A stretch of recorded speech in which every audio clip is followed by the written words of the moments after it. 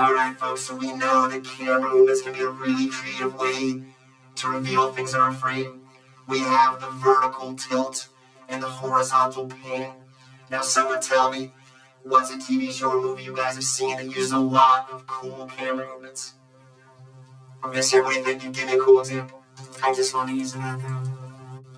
Of course. Just can you be quick, please?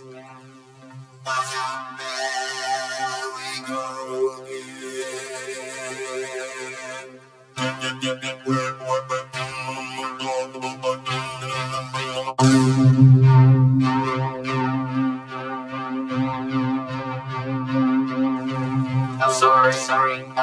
All right, this way. Sorry, violence. All good. I'm sorry. I'll go this way.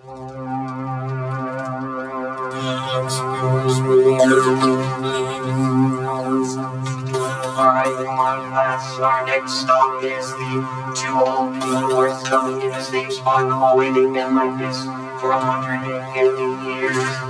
Now they can't hear or see us. They're bringing up to boxes. Hey, go ahead and take a photo. They can't see or hear you. Just